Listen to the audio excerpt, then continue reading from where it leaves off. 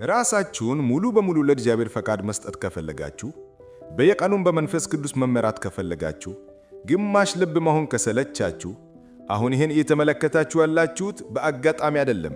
ውድ ለሆነው ለመንፈስ ቅዱስ እንዴት እጅ እንደምትሰጡ ላሳያችሁ እወዳለሁ። ይህንን ጥቅስ እናንብብ።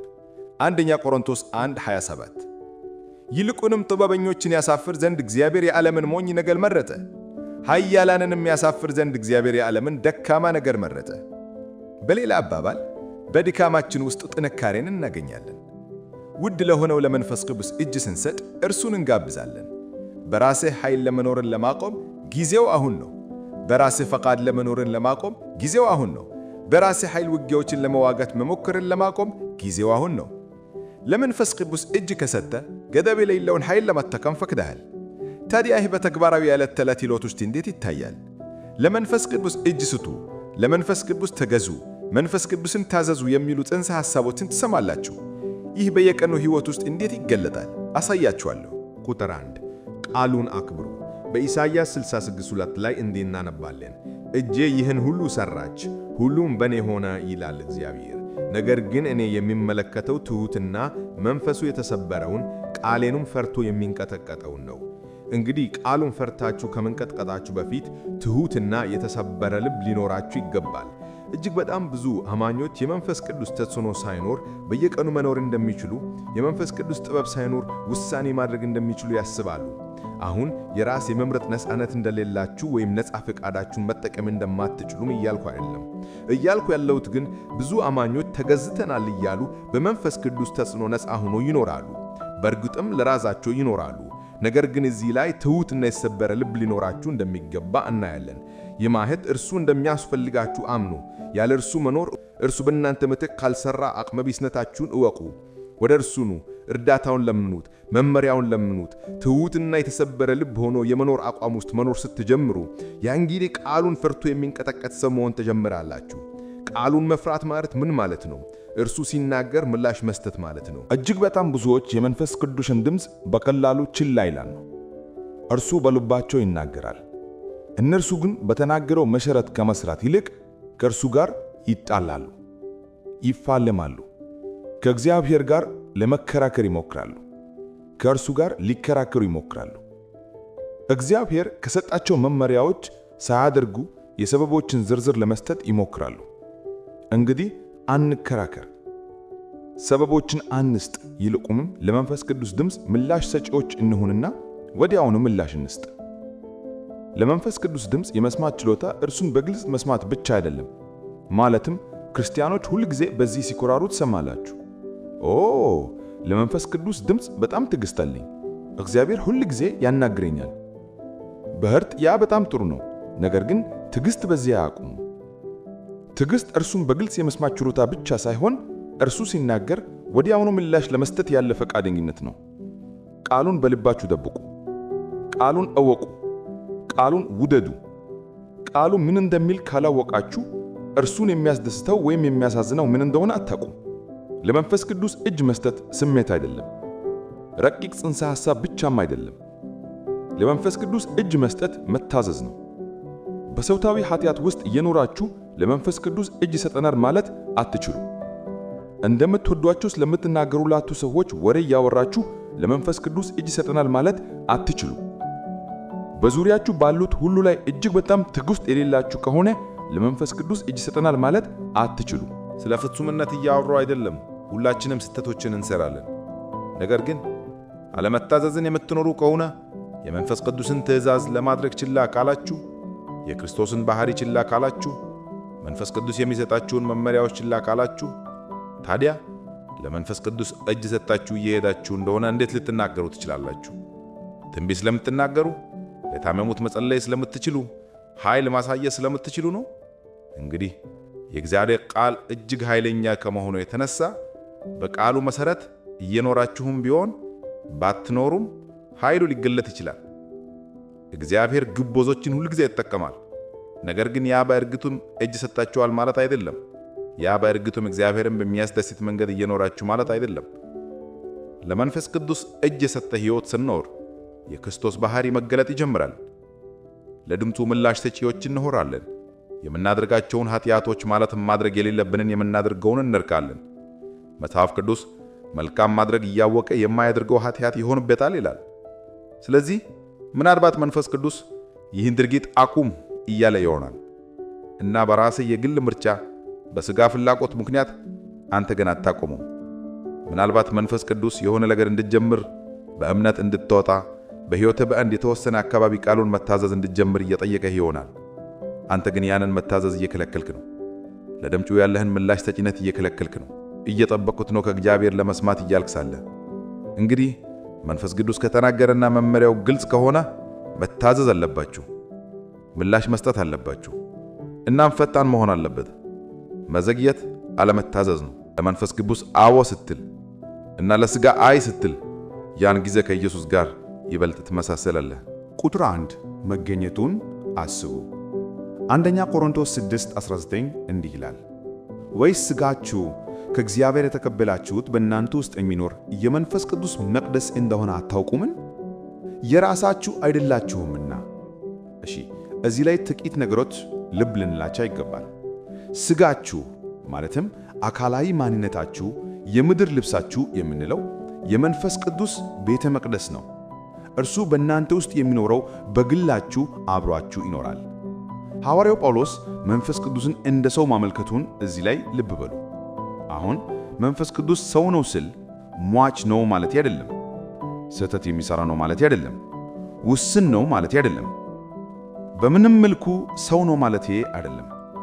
በቀላሉ ማለቴ እርሱ ግላዊ ነው፣ ስብዕና አለው።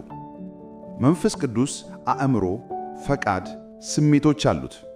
እርሱ ሰው ነው እና በውስጣችሁ 24/7 ይኖራል። ከእናንተ ጋር ዘወትር ነው።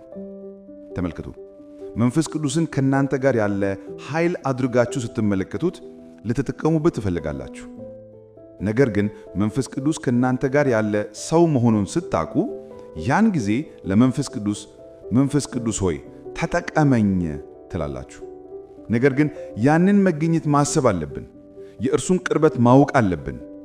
እኔ እንደማስበው ብዙውን ጊዜ ቅዱስ የሆነውንና መንፈሳዊ የሆነውን በሚያስረሳ ፈጣን በሆነ ማህበረሰብ ውስጥ እንኖራለን። በጣም በመቀኛት መልእክት በመላክ እና በመደወል ከአንዱ ነገር ወደ አንዱ፣ ከአንዱ ንግግር ወደ አንዱ፣ ከአንዱ ኃላፊነት ወደ አንዱ በመሄድ እንጠመዳለን። ስለዚህ ብዙውን ጊዜ ቆም ብለን የመንፈስ ቅዱስ መገኘት ከኛ ጋር መኖሩን ማድነቅ እንረሳለን። እንግዲህ መንፈስ ቅዱስ ይጠራናል፣ ይጋብዘናል። ወደ ጸሎት ቦታ እንድንገባ፣ ወደ እርሱ መገኘት በንቃተ ህሊና እንድንገባ ይጠራናል እና ቀኑን ሙሉ በዚህ ፈጣን በሆነ መንገድ ስንድዋዝ መገኘቱን እንረሳለን፣ ከኛ ጋር መሆኑን እንረሳለን። እንግዲህ ላስቀምጠው፣ በሐዘን ችላ እንለዋለን። እርሱ ይናገራል እና እርሱን መስማት አንፈልግም ማለት አይደለም። ነገር ግን አንዳንዴ ሲናገር በጣም ፈጣን ህይወት ውስጥ ስለምንኖር ለማዳመጥ እንኳን አንችልም። መንፈስ ቅዱስ ሰው ከእናንተ ጋር 24/7 እንደሚኖር ብታውቁ ህይወታችሁ ምን ይመስል ነበር? ወደ ሥራ ወይም ትምህርት ቤት በመኪና እየሄዳችሁ ከእርሱ ጋር ውይይት በማድረግ ብትጀምሩ ምን ይመስል ነበር? ከጓደኞች እና ቤተሰብ ጋር ምግብ ለመብላት ተቀምጣችሁ መንፈስ ቅዱስ ከእናንተ ጋር በዚያ ጠረጴዛ ላይ ያንን ውይይት እያዳመጠና ለዚያ ቅጽበት እንኳን ደስታንና ሰላምን ለመስጠት ዝግጁ እንደሆነ ብታውቁ ምን ይመስል ነበር? ይህ ፈተናዎችን፣ መከራዎችን፣ በየአቅጣጫ ያሉትን ችግሮችን የምንጋፈጥበትን መንገድ እንዴት ይለውጠዋል? ነገሮች መበታተን ሲጀምሩ ወደ እርሱ ትመለከታላችሁ። ሕይወታችሁ የፈራረሰ እንደሆነ ሲሰማችሁ ብስጭት፣ ምናልባት ያንን ግል አላሳካችሁም፣ ምናልባት ያንን ግንኙነት አጣችሁ፣ ምናልባት ፋይናንስ የተበተነ፣ ምናልባት ጤና ችግር እያጋጠማችሁ ነው። ምንም ይሁን እንግዲህ መንፈስ ቅዱስ በእነዚያ ፈተናዎች ውስጥ ከእናንተ ጋር እንደሆነ ብታውቁ ሕይወታችሁ ምን ይመስል ነበር? ያን ጊዜ እርሱ መታመን ትችላላችሁና። ያን ጊዜ ፈተኖች ቢወጡም እንግዲህ ማንም ያረዳኝም ወይም የኔ ብቸኛ ነኝ ወይም ይሄ መቼ ነው የሚያበቃው የሚሉ ነገሮች አትሉም ነበር። ይልቁንም መንፈስ ቅዱስ ሆይ ለመገኘተ አመሰግናለሁ፣ በዚህ ፈተና ውስጥ ከኔ ጋር ስለሆንክ አመሰግናለሁ፣ ይህንን አስቀድሞ ስላስተካከልክ አመሰግናለሁ፣ ሰላም እንዲኖረኝ ይርዳኝ፣ በመከራም እንኳን ትዕግስት እንዲኖረኝ ይርዳኝ፣ በስቃይም ውስጥ እንኳን ሌሎችን እንድወድ ይርዳኝ።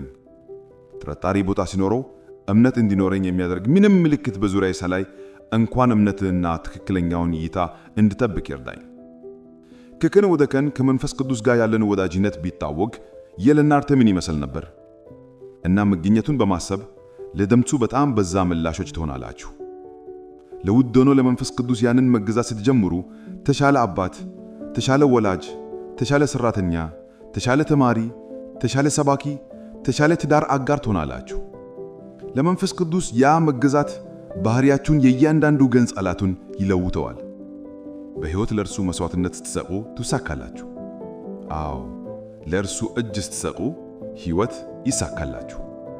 ስሙኝ፣ ይህ መልእክት ያበረታታችሁ ከሆነ እና ይህን መንፈስ ቅዱስን እጅ በመስጠት ስለሚደረገው መኖት በወቅት ላይ ያሉትን ክርስቲያኖች መስማት ያለባችሁ አስፈላጊ ቃል ብላችሁ ካሰባችሁ በእነዚህ ቀናት ስለ መንፈስ ቅዱስ ርዕሶች ቢሰሙ ብዙ ሰዎች እንዲህ መልእክት መስማት አለባችሁ ካሰባችሁ ያንን ጊዜ ይህንን በማድረግ ትረጉኛል።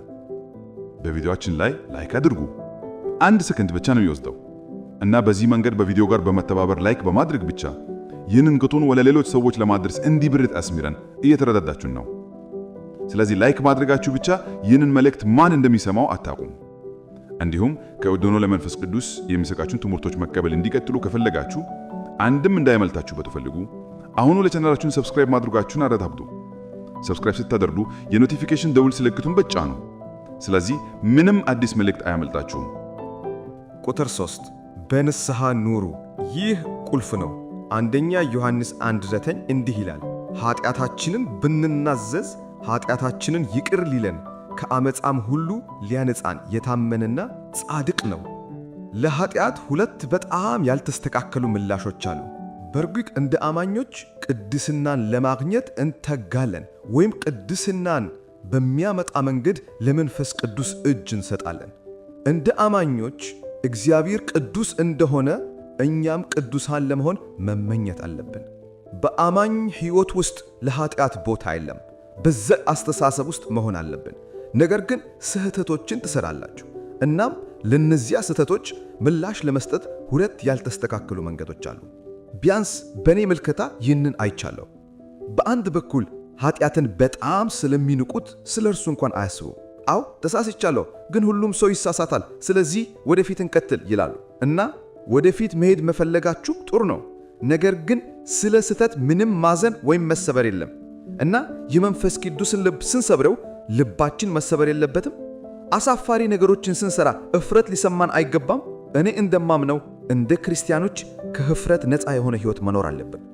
ነገር ግን ኃጢአት ስንሰራ መጽሐፍ ቅዱስ አምላካዊ ሐዘን ንስሐን እንደሚያመጣ ግልጽ ነው። ሐዘንና ህፍረት የሂደቱ አካል የሚሆኑበት ቅጽበት አለ። አሁን ከኃጢአት ከተመለሳችሁ በኋላ ንስሐ ከገባችሁ በኋላ ኦኬ፣ ያ አንድ ነገር ነው። ነገር ግን ስለ ኃጢአታችን መሰበር ሊሰማን ይገባል። የዚያ ስህተት ክብደት ሊሰማን ይገባል። ለመንፈስ ቅዱስ እጅ የሰጠ ሰው ለኃጢአት ጨለማ ስሜታዊ መሆን አለብን። ነገር ግን በአንድ በኩል የኃጢአት ውድቀት ሲከሰት ኦ ትልቅ ጉዳይ አይደለም፣ ወደፊት እቀጥላለሁ ብለው በቀላሉ ችላ የሚያደርጉበት አንድ ጽንብር አለ። ዘለዓለማዊና ቅዱስ የሆነውን አምላክ እንዴት እንደጣሱት እና እንደአመዙት እንኳን አይቀበሉም። ያ ጤናማ አይደለም፣ ግልጽ ነው። እና በሌላ በኩል ብዙ ክርስቲያኖች የሚወድቁበት ተስፋ መቁረጥ ነው። ስህተት ይሰራሉ። ለራሳቸው እንዲህ ይላሉ፣ እንግዲህ ከእግዚአብሔር ጋር ያለኝን ሁሉ አጥቻለሁ። በእርግጥ መንፈስ ቅዱስ ትቶኛል። በእርግጥ ጥሬን አጥቻለሁ። በእርግጥ ይህ የመጨረሻ ስህተቴ ነበር። ከዚህ በፍጹም አላገገበበም። በህፍረት ውስጥ በጣም ስለሚጣበቁ ወደ ንስሐ በፍጹም አይሄዱም። እግዚአብሔርን እንኳን ማየት አይፈልጉም። እግዚአብሔርን መናገር አይፈልጉም። መጸለይ አይፈልጉም። ቃሉን ማንበብ አይፈልጉም። ወደ ቤተ ክርስቲያን መሄድ አይፈልጉም። ያኔ የህፍረት ጨለማ ውስጥ ይሸሸጋሉ። ኃጢአታችንን ብንናዘዝ እርሱ ኃጢአታችንን ይቅር ሊለን የታመነና ጻድቅ መሆኑን ይረሳሉ። አሁን እዚህ ላይ ተመልከቱ፣ ልብ በሉ። እርሱ የታመነና ጻድቅ ነው። ያ ምን ማለት ነው? እርሱ ሁልጊዜም ስለሚምረን ለቃል ኪዳኑም የታመነ በመሆኑ የታመነ ነው። እናም በመስቀልም ምክንያት ይቅር ሊለን ጻድቅ ነውና ኢየሱስ በመስቀል ላይ ያደረገልሽ ያ ነገር፣ ያ አሁን የተቀበልሽው ጽድቅ ነው። ስለዚህ እርሱ በቃል ኪዳኑ ምክንያት፣ በመልካምነቱ ምክንያት ይህንን ለማድረግ ጽኑ ነው። እርሱ ጻድቅ ነው። ክርስቶስ ለኃጢአትሽ ቅጣትን ስለከፈለ ይቅር ሊልሽ መብት አለው። ስለዚህ በንስሐ ሕይወት ውስጥ ከምንኖር ከሆነ ያኔ ለመንፈስ ቅዱስ ምላሽ መስጠት እንችላለን። እነዛ 2 ጽንፎች ጤናማ አይደሉም። ይልቁንም በንስሐ መኖር አለብን። ማለትም ስህተት ስንሰራ ዕውቅና የምንሰጥበትም እንዳለም ደግሞ እርሱ ለዛ ኃጢአት ቅጣት የሚከፍለውን መስዋዕትነት እንደሰራ የምናቅበት አቋም ውስጥ መኖር አለብን። ለመንፈስ ለስላሳና ርኅራኄ ልብን ይዘን እንኖራለን። ስለዚህ ስንበደል፣ ስህተት ስንሰራ ያንን የልብ ምት መስማት እንችላለን። እንደ ስለታ መንፈሳዊ ህመም ነው። እናም ያንን ተሰማኝ፣ ያንን በማድረግ ተቀብያለሁ ትላለህ እና ተዘውራለህ። ንስሐ ትገባና ወደፊት ተዘውራለህ ከሌሎቹ ስንፎች በተማጻራኝ። ስለዚህ እንደገና በተወወጠና በተወወጠ አእምሮ ያለው ንስሐ ውስጥ ትኖራለህ። ቁጥር 4 በእምነት ስሩ። ዕብራውያን 11:1 እንዲህ ይላል፣ እምነትም ተስፋ የምናደርገውን ነገር የሚያስረዳ የማናየውንም ነገር የሚያስረዳ ነው። በሌላ አባባል ልብ ካመንኩበት የኔ ነው ማለት ነው። በመንፈሴ ካመንኩበት በእጄ ሊይዘው እችላለሁ። የእምነት እርግጠኝነት ይህ ነው። እምነት የግድ ተስፋ ብቻ አይደለም።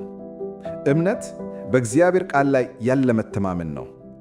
እምነት እግዚአብሔር ቃል ኪዳኑን እንደሚፈጽም ጥልቅ የሆነ ውስጣዊ ዕውቀት ነው። ስለዚህ መንፈስ ቅዱስ ሲያናግራችሁ፣ የተገዛ ሕይወት መኖር ከፈለጋችሁ እምነት ያስፈልጋችኋል። ምክንያቱም አንዳንዴ መንፈስ ቅዱስ ምንም ትርጉም የሌለውን ነገር እንድትሰሩ ይጠይቃችኋል። አንዳንዴ መንፈስ ቅዱስ አንድ ነገር እንድትሰሩ ይጠይቃችኋል። አሁን ይህንን ተመልከቱ። ይህ ለኛ ቢያንስ በስሜት ደረጃ በጣም የተወሳሰበ የሚሆነው እዚህ ላይ ነው። አንዳንዴ መንፈስ ቅዱስ አንድ ነገር እንድትሰሩ ይጠይቃችኋል። እርሱ የጠየቃችሁን ታደርጋላችሁ። ከዚያም ሁሉም ነገር እንደተበታተነ ይመስላል። አንድ አገልግሎት እንድትጀምሩ ይጠየቃችኋል። ምናልባት አንዳንድ ፈተናዎች ሊኖሩ ይችላሉ። አንዳንድ መጥፎ መርዛማ ሰዎችን እንድትለዩ ይጠየቃችኋል። ምናልባት አሁን ብቻችሁን እና ተነጥላችሁ እንደሆነ ይሰማችኋል። ምናልባት በንግድ ወይም በትዳር ወይም በእንደዚህ አይነት ነገሮች በእምነት እርምጃ እንድትወስዱ ይነግራችኋል። ከዚያም እርግጠኛ አለመሆንና ትርም ውስጥ እንደገባችሁ ይሰማችኋል። ነገር ግን ሁሉም እያደገ ነው። መንፈስ ቅዱስን ስትታዘዙ በስህተት መሄድ አትችሉም። አሁን እርሱ መሆኑን ማረጋገጥ አለባችሁ።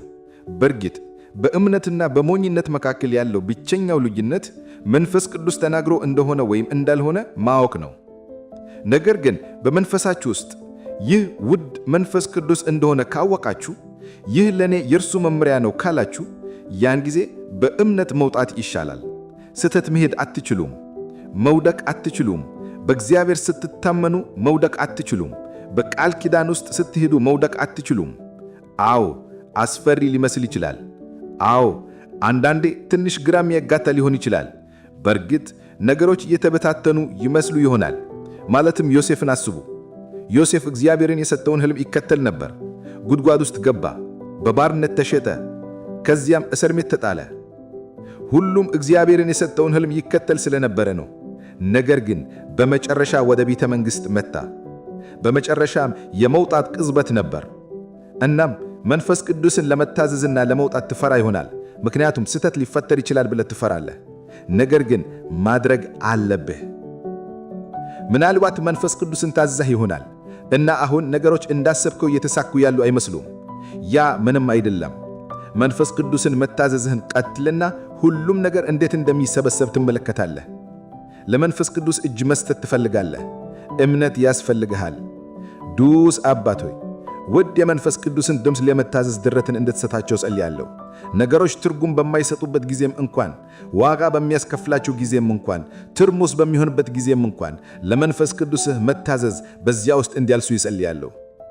እርሱን ለሚወዱት ሁሉ ነገር ለበጎ እንደሚሆን እንዲያውቅ የራስ መተማመንን ስጣቸው። የቃላቸውን ተስፋዎች እንደምትፈጽም እምነትን ስጣቸው።